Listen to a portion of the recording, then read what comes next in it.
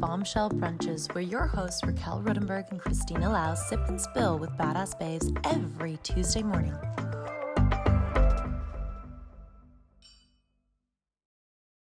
Happy Tuesday! Almost. Okay. I'm pretty sure that we are never going to get this right. I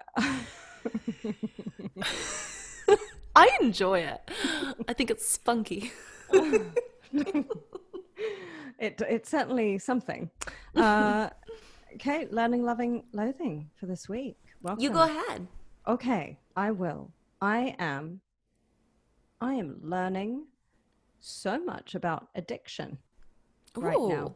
I am reading a book called In the Realm of the Hungry Ghosts by Gabor Mate, who is a Vancouver local. And I highly, highly recommend the book. It really outlines addictive behaviors across a huge scope. And I've got to say, this feeds into my loathing right now. What I'm currently loathing is I just don't feel very good at anything. I really honestly don't feel very good at anything. I feel like I've overloaded myself, and I feel like I'm addicted to doing rather than sitting and being. And you know what? You saw me this morning when we were about to start, and I wasn't even on for 2 seconds, and you were like, what is happening? So, I love that you can see that and calm me down. So that's my loving part. I have amazing friends, and I love that we get to unpack what we're going through together. And I was very grateful for you today, because when I'm kind of up on the thermostat, you kind of lower my heat level, and vice versa. I think we're working that out. So those are my three, kind of intertwined and wrapped, but I'll put the book in the list of references. It's a really interesting one. So my learning kind of stemmed from our chat with Beatrice today, and that's that I think it's time for me to revisit Eckhart Tolle. So that was a recommended book by Beatrice, and you'll hear all about it in my first pass with the book. And yeah, I think it's time. I am loving that now that my exams are done, at least for a bit. I have a little bit of time to just be. I have 4 days before my move where I have a lot to do, but I can just move. Okay.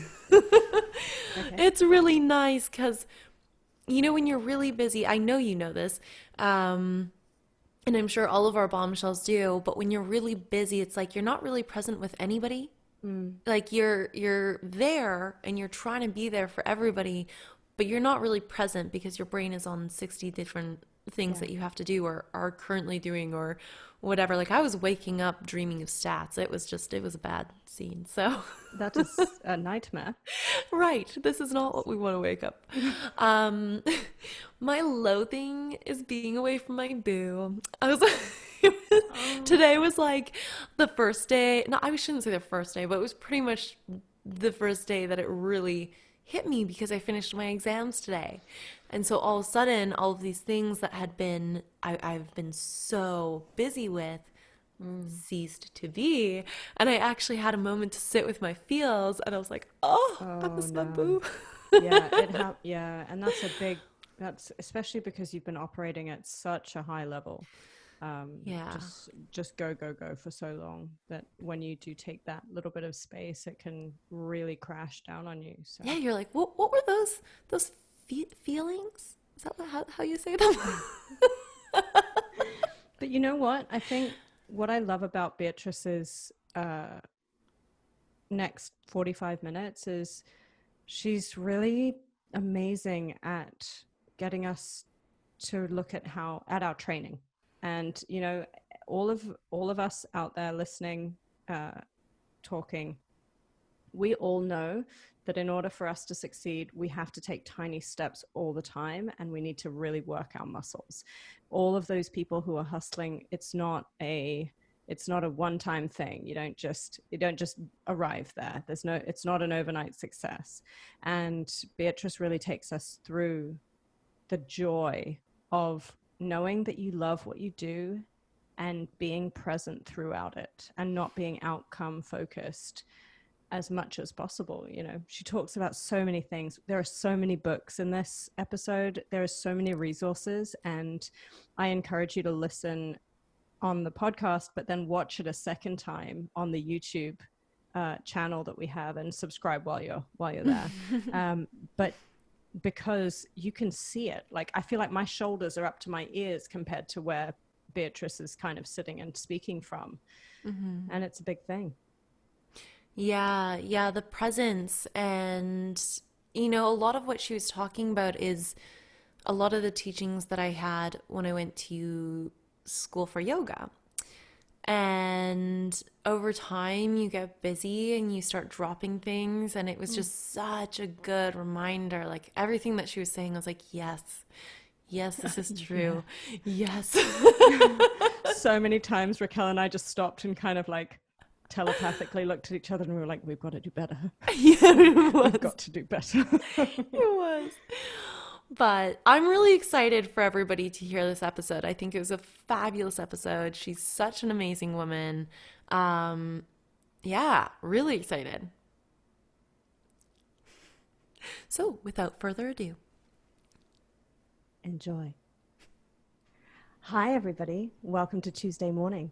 It is my great pleasure to introduce Beatrice King, who is a new friend, a dear friend, and a total glamazon.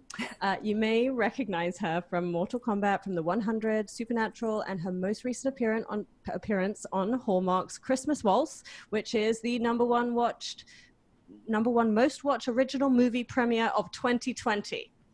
Yeah. Amazing. Bea was the writer, producer, and co-star for the short film Echo and Solomon. She works with renowned acting coach McElroy and his associates, as well as coaching young actors in Vancouver, New York, LA, all over the world, with credits to her coaching like Young Beth in The Queen's Gambit, which is just a huge Netflix show right now, and the two leads in The Rock's film Skyscraper, among many, many more. Today, what's so exciting is talking to Beatrice, who I also call Bea, about confidence on and off screen. Whether you're an actor or not, we want you to be able to set up, dress up, and show up for a successful year. So welcome, Beatrice. Thank you for joining us. Thank you, ladies, so much. I'm really excited to be here. And if you're not watching because you're listening, I do encourage you to look at the YouTube version of this, because Beatrice just looks like she Best belongs. dressed award goes to. It's just the best dressed everything around you award as well. Like, I'm in a dark void. I mean, Raquel has like this nice home style, like beautiful wooden beamed space that she's in, and Beatrice just looks like she's from Vogue. So she's just straight out of a Vogue shoot, which I love. So check that out, because a big part of what we're going to talk about today is how screen confidence, how, you know, showing up to meetings, showing up to any speaking engagement, whatever industry you're in, can really shape how you lead, how you present, how you feel. So let's talk about your primary focus first. Let's talk about acting, because I know that is your true love, and you are, it's needless to say, but you're so exceptionally talented.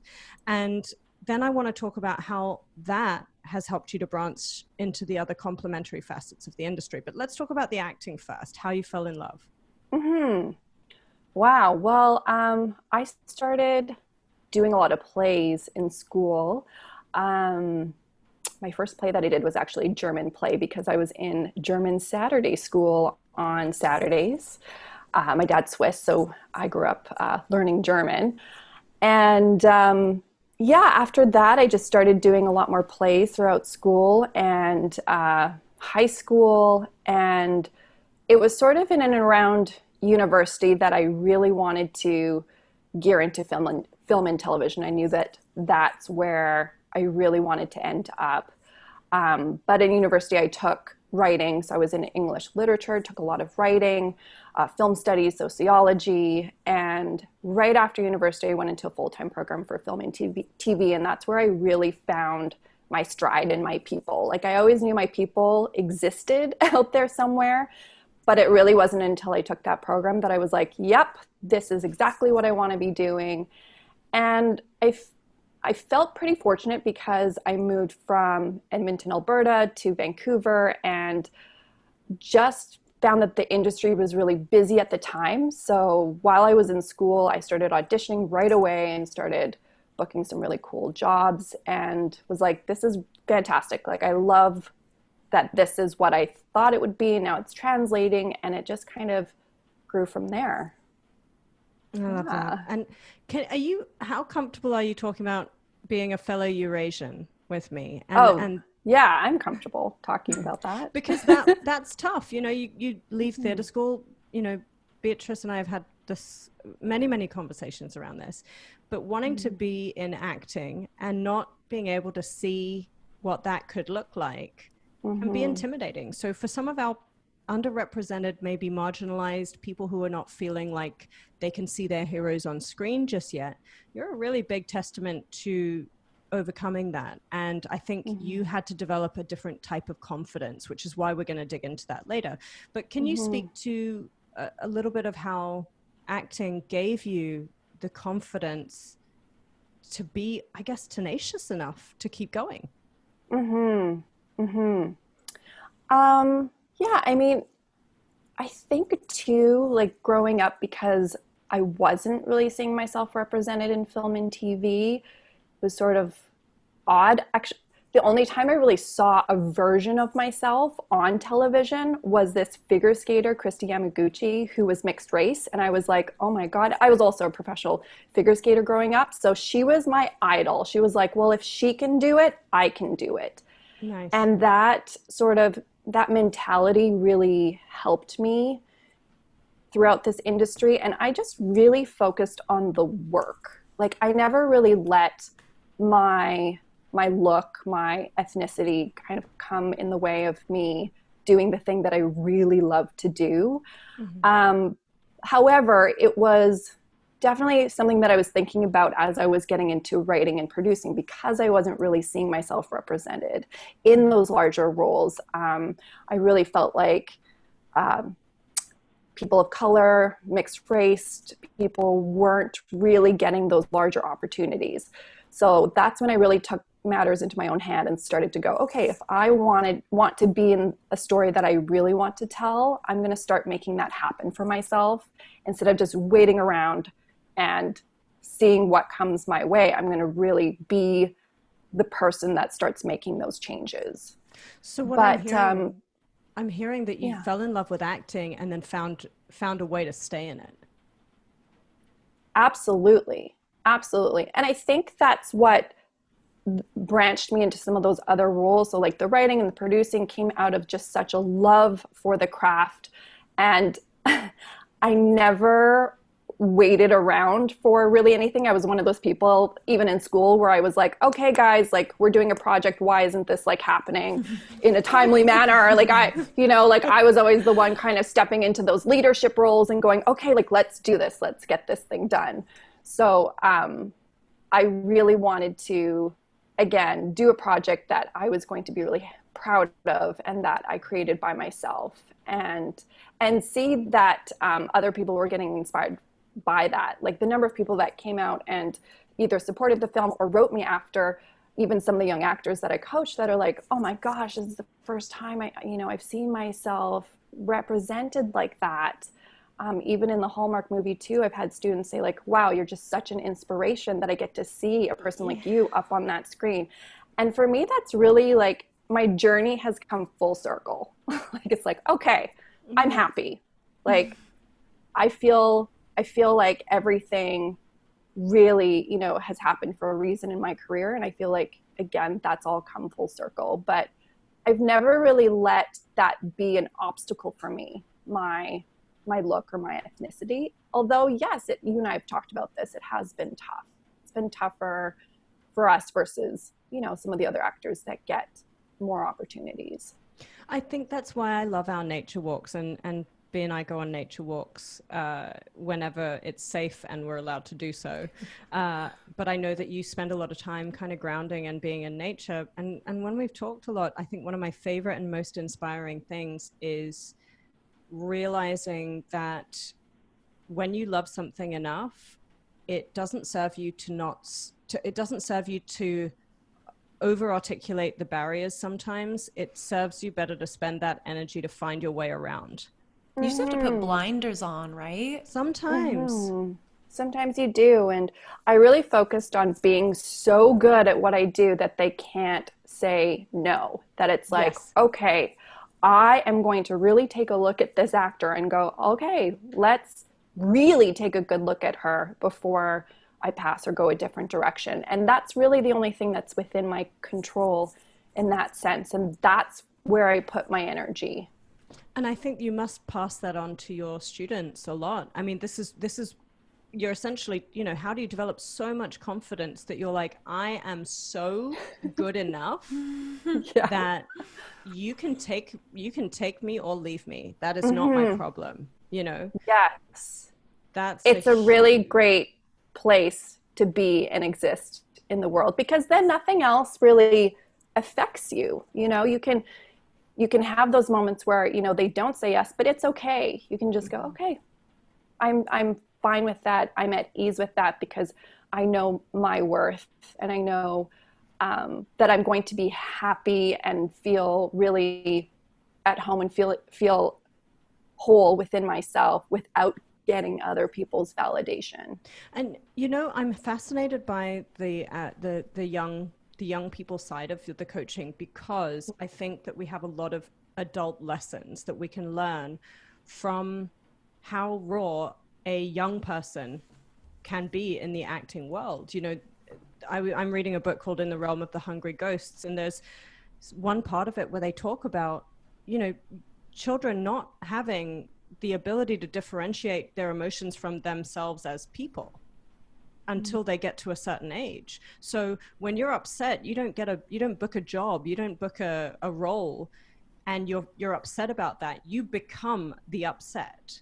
Mm. Whereas as adults, we Mm. can reflect, we have more complex, we've developed more regulatory systems, I suppose. Mm-hmm. Um, but when you are coaching and Mm-hmm. you're putting confidence in that person, for them to be okay with quote unquote failure, which is not what it Mm-hmm. is, but being Mm-hmm. okay with not getting what they want. Mm-hmm. That's a really interesting. I want to know how you do that. And Raquel will dive Mm-hmm. into it a little bit Mm-hmm. more, but have you found that there's a big difference with how you're dealing with these young people? To like, do you have to be more careful with them? How do you deal with their emotions? Mm-hmm. Well, I mean, the thing I really love about working with young people, so I work with actors from as young as, sometimes 4 or 5 to as old as, 18, 19. And what I love about that range is that they are like mini sponges. They soak up whatever you throw at them, they're going to soak it up and they're going to say yes to the thing that you give them. Mm. So I really focus a lot on mindset. So, for example, failure isn't something that ever comes up in my coaching. It's not even presented as that. And I think that's really important and I've never really viewed me not getting a part as like, oh, you were rejected, that's a fail. Like I've never seen it that Mm-hmm. whatsoever. So from I get to really coach them from the ground up and present things like this. If you really enjoy doing this, if this is something you really love to do, this is a career possibility for you.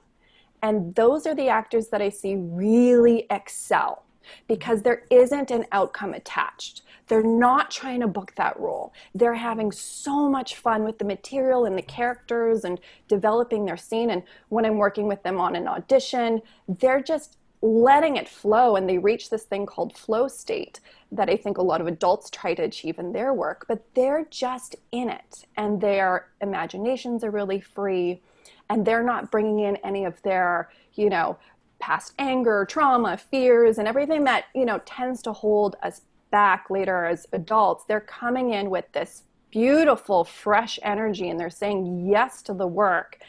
And I've learned so much from them because they're just so unencumbered, and they all bring just such a beautiful energy to it that, again, I don't ever present any of those like obstacles or things that could get in their way. Mm-hmm. I think we should all not have that. Get rid of that. It's a toxic way of viewing the acting industry. A lot of people seem to think like, oh, how do you deal with so much failure? And you and I have spoken about this, where it's like, it's not failure. That's part of your job. This is your job. Your job is to go in and meet with people and see if there's a fit. And I do really believe the roles that I've booked have been the right fit for me. And same with the roles that I haven't booked, that they weren't the right fit. Like, it wasn't meant to happen. And so I'm never dwelling on those parts that I didn't get. Like, I move on and tend to forget about the auditions that I do have. And a lot of times people will go, oh, well, what about that one? Or what about that project? And I'll have to go, whoa. Like, I don't even remember that. Like, I really try to keep myself in the now and what's happening in the present moment. I really try not to dwell on any of those. Like, how did you get into that mindset? Like, did you start in a different mindset? Were you always? Oh yeah. Did you always? I started in a completely different mindset. Yeah. And because like I grew up with being a professional figure skater and dancer, and I had this amazing tiger mom. She, you know, had this very kind of, she had this picture of like what she wanted her kids to achieve. And so we were all high achievers. We were in a bunch of different things, like piano, like I said, figure skating, dance, German school, choir, like we were in all of that. But that created for me this perfectionist mentality. And with acting and other, like even just, you know, public speaking, you can't have that mindset heading into those other arenas, or like walking into a room full of 20 people and pitching a project. So I really had to, you know, it was probably about a couple years ago now where I really had to sit down and take a look at what were some of the things in my life that essentially wasn't working anymore, and reverse engineer. And I kind of pictured it like a knot. Like I had built this knot and I needed to go back and undo the knot and start to really unwind everything. And I met with this Ayurvedic practitioner, and she's amazing. Her name's Melanie Phillips, and she taught me so much when it came to mind and body and belief systems, and really understanding where some of those patterns started to develop and why. And I started doing a lot of reading, just reading a lot of different books, and even on sports psychology. Yes. Sports psychology was a big one for me. Yeah, because essentially when you go into, like, whether it's me pitching a project or me auditioning or coaching on a really, you know, big set, you are having to put yourself out there and be vulnerable and be okay with making those mistakes. And if you're not okay with being vulnerable or making mistakes, that's when the body starts to contract. You start to get the shallow breath, and you start to go, okay, like, I'm not ready for this. And you start to get all those things happening with your inner voice. So recognizing those patterns and then what to do with it became a big part of my journey, and unraveling everything. Deprogramming. We were just talking about that. We all got a lot of deprogramming to do. Yes. So that's exactly what it is. And like confidence, like the word confidence comes from this Latin word, and it means to trust. And that for me became my primary focus in my self-work that I needed to do. I needed just to begin trusting myself and believing in myself and going, you know what? I deserve to be unapologetic about the way that I feel about myself. I deserve to own my, you know, ethnicity. I deserve to own my skills. because a large part of my life was spent dimming myself so that to make others feel comfortable. And so, yeah, there got to be a point where I was like, no, I'm done. Like, I can't keep going. I can't keep doing that. Do you have any, sorry, Christina. No, this is now your time. This is your time. Do you have any daily rituals that kind of help you stay in that mindset, or do you do anything, do you practice anything to kind of stay there, or is it pretty like settled in you now? I think a daily practice is the only way to ensure that you're honing that skill. It's like anything, like whether it be like a sport that you're trying to pick up or like a new dance, like you want to be doing it daily, to remind your brain and body that this is how you want to feel energetically. So I incorporate a couple of different rituals. One is I always meditate in the morning no matter what. So before I do doomsday scrolling and I'm like looking stuff up online, I'm like, no, I can't do that. I've got to not pick up my phone. And that was a big one. And it was a really hard habit to break. But it was like, okay, I'm not going to pick up my phone. I'm going to do my meditation. And I do a minimum of 20 minutes in the morning every single day. And I've been doing that for the last year and a bit, every single day. I have not missed a day. And I'm going to keep doing that because it just changed my life. Like everything started changing when I started practicing stillness and being completely and fully aligned within myself. Do you use And an app? I use a couple of different things. So one is the Ayurvedic practitioner, Melanie Phillips, she actually gave me a bunch of different materials and her meditations where she's speaking through some of the things that like you would want to work on personally. So there are some of her meditations that I do. I really like Headspace. I really like Calm. There are some really great resources on YouTube that are fantastic. I started with guided meditations and eventually moved into a little bit of like guided versus do-it-yourself silent. So I start with a little bit of guided, then move into a silent. A great app for that is the Chopra app, because they've got these free 21-day meditations that have like an intro to them, and then you have a mantra, but then you're spending at least 10 minutes clearing your thoughts with just that one mantra and getting to a place that you'd want to feel energetically by the end of that session. Oh, that's amazing. It's a lot. Like,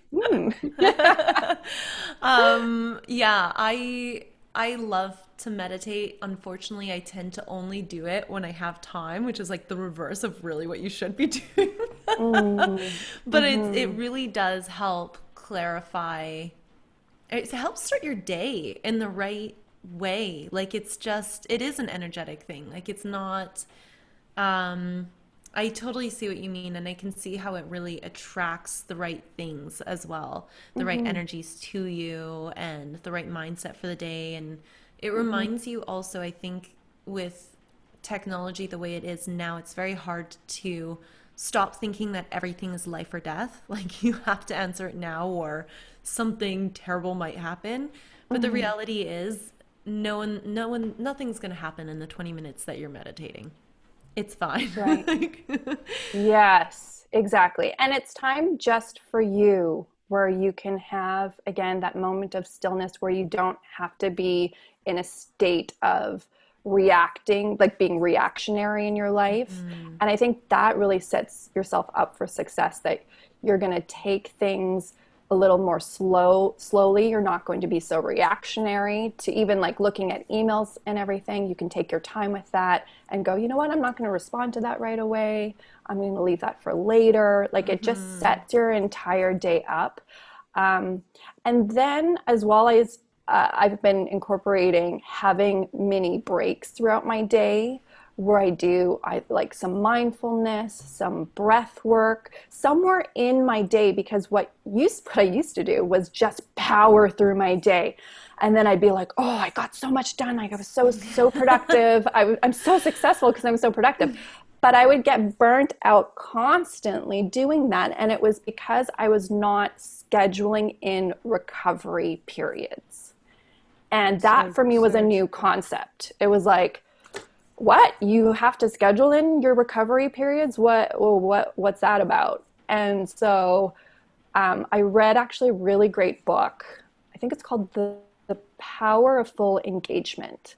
And it has all of these different case studies about these successful executives in these like really high ranking positions and how they used to be a certain way and they were always burnt out and tired. But then after doing these things, ta-da, like the whole company changed. And a big thing I got out of that book was scheduling in recovery periods. Because if you don't schedule it in, you're just going to go from meeting to meeting to meeting to meeting, or, you know, coaching to coaching, audition to audition. And that energy, that go, go, go gets wrapped up into the work and it becomes this snowball effect. And, you know, if you're a person that wants to feel very creative and grounded and free in your work, if you're not having a recovery period and then you go and you do your audition, again, that's like a transference of energy that goes from one into the next. And it's a job that's so, or a love or a passion that is so tied into creativity and being free that I can completely see how if you were just to run into an audition that would or could really, you know, ruin your chances of getting a role. It just ruins your chances of getting to be your best self in it, right? Yeah, absolutely. Yeah. So, yeah, I think understanding that you can actually shift your mindset and your energy so that you're practicing that and then carrying that energy throughout your day with little reminders really opens yourself up to becoming aligned in a version of yourself that is confident without showing others that you're confident. There's actually a difference between showing versus being confident. And so if you're showing outwardly, oh, I'm confident, usually you're either running away from yourself or you're gearing towards an outcome that is ego driven, that you're like, okay, if I get this and I do this, it becomes very outcome based. Whereas if you're practicing being fully aligned and being fully confident, that's you without, you know, materialistic belongings, without your roles. So that's me without being, you know, coach, friend, daughter, wife. That's, you know, coming back to a space where I feel whole without any of those attachments. Oh. How long did it take you to get there? Raquel and I both are like half looking at each other like, we've been found out. We've got to go away and read this book. Yes. Okay, so the book, if there was one book that I would recommend, it would be Eckhart Tolle's A New Earth. Yes, he's great. That would be the book. And he wrote, you know, The Power of Now. So this is his follow-up book, A New Earth. And that was recommended to me at the time, not as a confidence thing, but I had a friend of mine who had committed suicide, and I had fallen into this like downward spiral of like being really fearful of death. And I was talking to a good friend of mine, and he was like, have you read this book? Like, you need to read this book. It'll help you.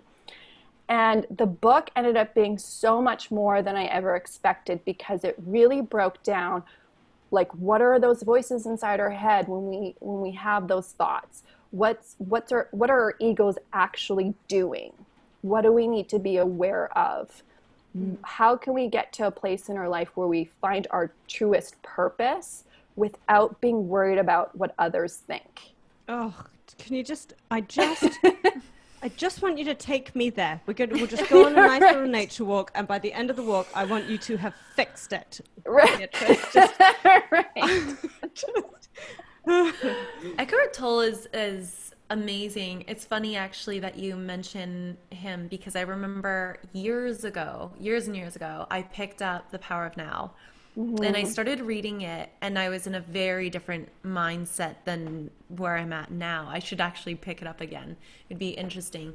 But I remember reading the first few pages, and I think I was getting my hair cut or something. So I was doing something else, and I was reading the first few pages, and I was like, oh my God. And I closed it, and I put it away, because I was like, this is the type of book that will change me forever. And at that time, I remember thinking, I'm not ready for that change yet. Like Mm. I actually thought about that. I was like, this isn't the time. Like, but I could tell just by reading those first few pages, it was like chills throughout me. I was like, there's so much fundamental truth in what is being said here. And I just knew at the time I wasn't ready. But Mm. I think he's incredible. It's a dense book. It is a lot to take on. It will transform your life. And at first I was a little resistant to it, only because I'm not really a religious person. So I was like, oh, do I want to really get into this spirituality stuff and take this thing on? And so I was a little resistant to it. However, it showed me that you can be spiritual without that religious, like without having to believe in like one person or like Yeah. that entity, that thing Or a that construct that someone else has told you is. yes, Yeah. yes, exactly. And not that that's bad. Like I know some people where that really works for them and with them when it comes to their spirituality. I just thought you had to have both, and the book made me realize that you don't. That you don't have to, be thinking about those constructs when it comes to spirituality and becoming more aligned to your own true purpose. So, yeah, that book was a really big one. And I probably read that a couple of years ago and was like, wow, okay, this is now going to lead me on a completely different path. And it changed everything about my approach to my work, to viewing, again, those auditions and viewing my work ethic even, because at the time I was just going and going and going and going, and then finally had this big like burnout phase where I really couldn't do anything. Like my body wasn't functioning properly. And I think for a lot of people, when they get to a book like that, they've either had like a big health scare Yeah. or health thing happen, or they're going through a midlife crisis, or there's like some big sign that's telling them they need to change. And that was sort of what it was for me. It was like, okay, it's time to change. There gets to Yeah. be a point. So earlier you talked a little bit about your body and how it reacts to your emotions. So, obviously your body is very sensitive to how you feel, and you also talked about feeling inner confidence versus pushing outward confidence, kind of Mm-hmm. having it like a shield. So, I just want to talk about that a bit because I think obviously more work goes into inner confidence, but I do Mm-hmm. think that people innately can just feel that. It's just something we feel. We might not be able to point out, but people know when they're dealing with someone who is very grounded and centered and very confident in themselves Mm-hmm. versus someone who's trying to put on a show. Mm-hmm. Can you talk about that a little bit? You were talking also about uh, kind of, I guess, the stress and how once you get into that mode of self-talk, your breath gets shallow, how your body reacts, and how you kind of end up showing those emotions and how you can maybe control them. I don't know if you can Mm-hmm. control them, but you guys would Mm-hmm. know. Yeah, absolutely.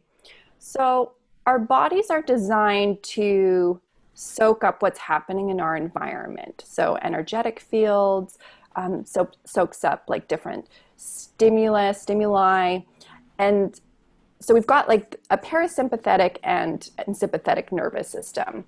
Our sympathetic is designed for our fight or flight response or freeze, and so we're scanning for dangers from essentially all of our five senses at all times, and that becomes an automatic response. Our parasympathetic is our rest and digest and relaxation state. So that's when you've had a full meal and you're on the couch and you're just relaxing and everything feels really good. Well, in our lives, if we're running from thing to thing or if we have stressful thoughts, our bodies can kick into high gear and our sympathetic nervous systems will become activated. So they'll get into this fight or flight response where our adrenaline goes, we start to get maybe, a dry mouth, sweaty palms, our heart starts to race because it's priming the body for a big event, a dangerous event to happen. And, in our day-to-day lives, it's not like we're always fending off these big lions that are going to be chasing after us. No, like sometimes it's just like a stressful meeting that's coming up. So being aware of when that's happening is the first step that you want to do to try and break the pattern. And I always have found it in the readings that I've done, if you acknowledge that it's happening and embrace it, it's much better than trying to shove it down and push it away. So like acknowledge that, you know what, I'm feeling a little nervous right now, and that's okay. That is okay that I feel nervous right now. I'm feeling anxious because I, don't know what I'm about to present right now, and I really hope they like it. Check in with your body and tell yourself that it is okay. What you want to do in that moment is signal the body that it's safe again. Okay, I am safe again. And then once you realize that you're safe, that's when you can go into being aware of what thought patterns you're having. So if the thought pattern is, oh my God, I really hope they like me. I really hope that they listen to everything that I have to say. And if it starts going down that negative spiral, you can go, you know what? I'm going to catch that thought, put a little hug around it, tell myself that I'm okay, and start changing the thought pattern, because it's the thought that causes the emotion in the body. And it's tricky to do, let me tell you. And that's why it's a daily practice. And I always tell my actors that if you're working on these things in your day-to-day, it will help come that time where it's most important, because that's when it's going to really bubble up to the surface. Once if you have that big callback and you're performing in front of a really renowned director, if you're having these negative thought patterns happen in your little day-to-day activities, it's going to come up full force come that time when the stakes are much higher. Then it really will be a lion. Yeah, exactly. I think also for a lot of our entrepreneurial audience members and those people who are, just wanting to take the next step in their career, if you are responding, and I say you, but this is a huge projection because I deal with this a lot. I'm in fight or flight mode a lot, and I recognize it.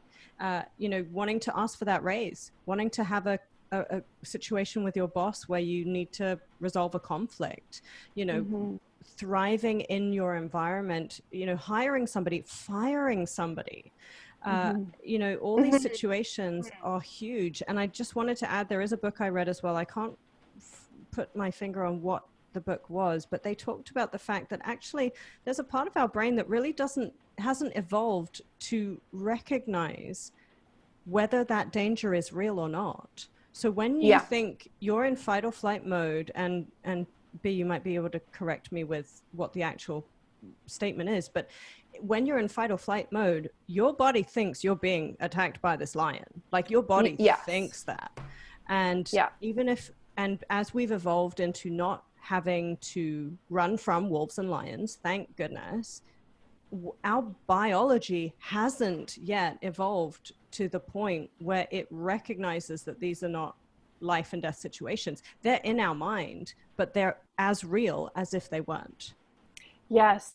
So it's a part of our systems that haven't actually evolved, like Christina said. So it is very real for us when we get in that fight or flight. We perceive imminent danger. And that's why we have all of these, biological, physiological things that happen to us, because we truly believe that, we could be eaten by that lion in 2 seconds. But, one thing that I wanted to say that I don't want to forget is those difficult conversations that you were talking about, Christina, like having to fire someone or having that difficult conversation about a raise, that has a large part not only to do with confidence, but again, vulnerability and having those difficult conversations. So, one of the things that I think that I always remind myself in my day-to-day is start being comfortable with feeling uncomfortable. that's the place we want to get to. And Brene Brown's just such an excellent resource for that. She's got this amazing TED Talk on vulnerability, and she's on Netflix. I think it's called The Call to Courage. I'm trying to remember the name of I that think it's The title, Call but to it's on Courage. Netflix. She also has a podcast. Yes, she has the podcast, and the one about burnout that I was telling you about is fantastic. And she did one with Dolly recently. That's I know you so great. recommended it to me, and I loved it. I loved it. So good. Obsessed with Dolly. Obsessed. But yeah, that in being vulnerable, it's actually a strength. And that took me a long time to wrap my head around that. Like, how am I strong when I'm being vulnerable? I feel horrible when I'm vulnerable. But leaning into that and going, no, you're actually really strong if you're vulnerable. And, you know, she has this excellent quote in one of the books or programs that I was watching that says, you know, if you're not being vulnerable in your exchanges with people, it's probably not an exchange worth having, or that, you know, like you're not really going deep enough with that, and that you want to lean into the vulnerability and have those meaningful exchanges and connections. That's so beautiful. So last question on my end, I just wanted to ask you, so someone, let's say they were nervous for something, I don't know, whether it's going in for an audition or going into pitch or having a difficult conversation, and so they've kind of calmed that. How can they walk in with confidence? Do you have any tips that people can do to just like slay? Yeah. So like I've got some like really great, I call them like quick fixes, like things that you can just kind of like your go-to quick fixes for, you know, you walking in that room and feeling your best. One, obviously, but of course, be prepared. So if, you know, you're not prepared walking into that pitch or that talk, that's probably not going to land you in the spot that you want to be in. So I always say, like, run it through, be prepared, have a process when it comes to that preparation that really works for you. Give yourself enough time in that preparation. So you don't want to be rushing through your prep and then running into that meeting, because again, that energetically isn't going to be the most confident. You want to do a little bit of a warm up. So that's a great quick fix. Like, do a little bit of a warm up, make sure your voice is nice and warmed up. Make sure that if there's a really difficult phrase that you have to say to someone, that you've said it out loud, that you're not, you know, holding it back vocally.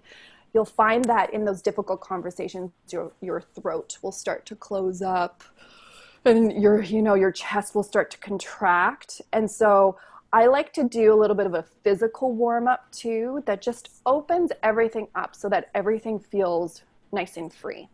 A really great technique too for a quick fix is a body scan. So doing a scan, going through your body, figuring out, where am I holding tension right now? Is it in, you know, my stomach?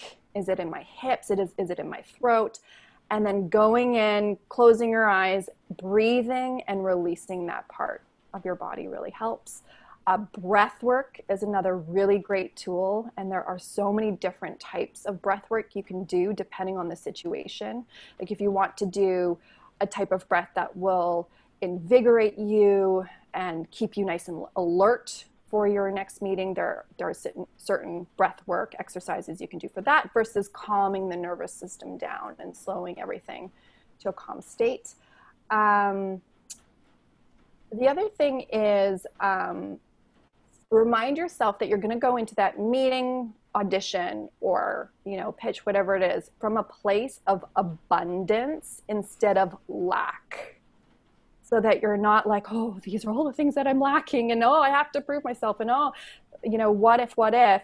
If you walk in from a place of abundance, the things that you do have going well for yourself, so whether it be you got that amazing outfit on, you did your hair amazing that morning, you know, you feel great too because you're looking great, those are different tools that will help you walk into that room feeling like, okay, I'm coming at this from a place of abundance. And I think lastly, one of the biggest tools for me for a little quick fix is feeling a moment of joy or gratitude right before I walk in. Because that changes things for you energetically so that you're not trapped into, again, your fight or flight, that you're going, okay, I'm going to shift my nervous system to a place of joy or gratitude. And it can be just something simple. And I think, this is where it gets personal for everyone, because whatever works for me might not work for you. So having, an image of something, it could be thinking about, a great conversation you had with a friend. It could be something that you saw on television that, you had a good laugh about. But going back to one of those moments in time, recalling that and really sitting in that feeling before something major needs to happen will get you to a place of just openness and freedom, where you're not having to push things or show up with that like puffed out chest, like, okay, I'm going to pretend that I'm confident now and power through this meeting.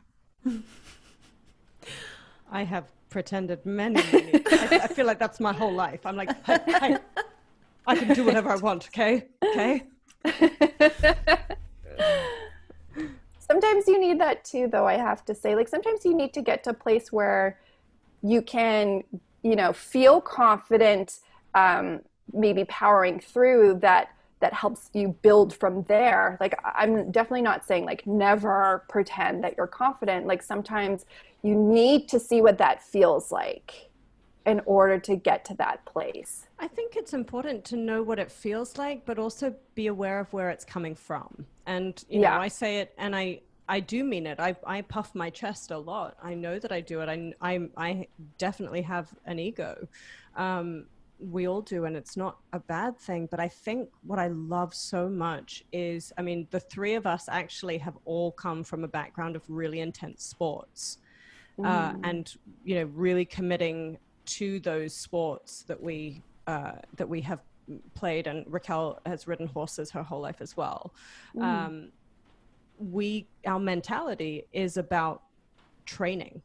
And when you get to, for me, when I get to that podium, or when I'm, just about to start, that swim, or when I was about to walk onto the court to play that tennis match, all of the things that I had trained for were not in my brain at the time. I was just present. Then I was just responding to the situation rather than reacting with a pile of emotions that I had thought myself into before. So when people used to say to me, like, how does it feel when you get on that, get ready and get on that mark for this? I can't even remember what the name of it is. You get ready to swim. You get on the diving blocks, get on the block, and I feel nothing. And winning and losing does not exist to me. Nothing exists. Everything, it's just, and I don't know how you feel, B, but for me, I find that when I'm in a great place in film and on stage, it's the quietest place in the world. And that's why I love it. It's the quietest place. So find your quietest place, everybody. Find what it is that gives you that state of flow, right? Yeah, that flow state is really important. And thinking back on one of my most successful competition as a figure skater, I was so in the zone that the movements flowed out of me without having to think about it. And my body was so warmed up that there was no worry that I would land the jump or not. And that's when things really started to come together. And I started to really enjoy it. Like, I started to enjoy the movement and how my body was, just going with the moves of the program, the choreography. And now what I'm trying to do is, again, find more of that in my work and other parts of life. Even as I'm sitting, doing, emailing, for example, how can I make that enjoyable for myself? How can I make that one of the best parts of my day? And enjoyment for me has been a really tough one. It's probably been the most difficult part of this whole I guess, confidence process. Because for me, for the longest time, I thought if I enjoyed it, I wasn't working hard enough, and therefore I wasn't going to be successful. So we get these belief systems and we go, wait a second, that's so not true. Why can't I enjoy it? I'm going to give myself that. And I'm going to be okay with allowing more freedom in my work and allowing more expression. I don't have to be so hard-edged all the time and so in work mode. I can actually take a second, take a breath, enjoy this audition, and have it be so much more of a freeing process for me instead of just getting the job done. Yeah, I love that. We don't have a ton more time, so what I love is that you've basically answered the next two questions anyway, and that's the whole point of having virtual brunches. What that brings me to really well is, okay, we've got that beautiful. We're all sitting in this really lovely place of being like, yeah. We're process based. We're not outcome based. Great. And as soon as I walk out that door, I am going to get hit by the world, Beatrice, and it's going to be your fault. Right. So when we think about this, let's bring it back to all our babes out there who like us, we're still juggling. Like your state of flow, you're being your best actor or your best entrepreneur, your best version of you. You also have to make money in other ways. And I love that you said, how do you find the joy in that? But let's drill into maybe what are a couple of things that we need to do to take that first step to say, okay, we're going to commit to being our highest artist self or creative self or whatever capacity that is. And then also commit to doing a great job. Let's say you work at Whole Foods because that gives you benefits and you can do that 20 hours a week and go away and produce your music free of thinking about other things. What can people do? Let's give them 15 minutes to set up from start of the day to end of the day based on all the things you've said. If you were to give them like a little workout regime every day to say a little workout regime. Yeah, give them a little workout based on all the things. Okay, so along with the morning meditation that I was talking about, and that it doesn't have to be 20 minutes. Like if you're starting with 5 minutes, that's great. I think it's important that there's just consistency with that. So if you're just starting with 5 minutes daily, that's awesome. If that's the amount of time that you can start with and that's it, but you're doing it every day, that'll add up. So that's a big one. I would say avoid going, well, I'm going to do half an hour every day. And then it's just, again, it's too much for you. You're not going to be following through with that goal. So I think set something that's attainable for yourself in the beginning and then go from there. My next step for them would be to probably sit down at some point with a pen and paper and journal about the areas in their life that they're feeling fearful of, anger, they're feeling anxious, maybe some restraint, and just write those thoughts down. I think it's really important that we're just like flushing out our systems and getting it all on the page. And the other thing that I would recommend everyone doing is not going straight to their phones as a routine, that they have some sort of ritual. So whether it be, okay, get up, do a little morning meditation, and then I'm going to, maybe move my body for a little bit. And then I'm going to sit silently, maybe for the first little bit with a cup of coffee so that I'm not checking emails as that's happening. Because you can work in mindfulness in different ways. So sitting with your breakfast, eating mindfully is very different from like answering those emails, scrolling through Instagram and doing a million things at the same time. And then I would have everyone take their agendas and then just start scheduling their recovery periods in there. So going, okay, like this is when I'm going to take my 5 minutes or 10 to recover. And so that can be anything from like, having a snack. It can be, another cup of tea. It can be going outside for a brisk walk. It can be calling a friend. And so those recovery periods are going to be really important for people throughout their day. And if you can only do one, start there. Mm-hmm. So little morning meditation, start with one recovery period. And then as a wind down, I would say, see if you can start to figure out what your nighttime routine is so that you're not bringing in like your doomsday scrolling right before bed, that you're putting your electronics away, because what you're doing is you're setting your brain up for that resting state. And you want to start clearing all of those things before, you start dreaming and you've got all these like weird subconscious things happening in your dreams, right? The lions. Yeah, exactly. So like set yourself up. And a really great morning or nighttime routine is, again, setting away those electronics, making sure that you are kind of reflecting on the day and seeing perhaps where some of those things started to pop up for you. Again, I've been working on this for a while, but I'm certainly not perfect. So there might be something that bubbles up. Like just the other day, I was like, oh my gosh, I'm feeling so overwhelmed. I've got a million things booked on this day. And then by the end of my day, I was like, what did I just do to myself? I need to constantly remind myself, like, okay, that was a perfect example of what not to do. All right, reflect. I have the power to change my next day. I've got to do this. I've got to set myself up for success so that I don't run into the same problem. So those little reminders are really key. Perfect. I think we can leave it to you've done the wrap up that I normally do. So well done. Great. And I think we can leave it to people to figure out your 15 minutes and let us know how you get on with those things. And you can tag Beatrice. I'm sure she wouldn't mind, whose Instagram is at BEABEA King. So that's at BB King, but it's spelled BEABEAKING.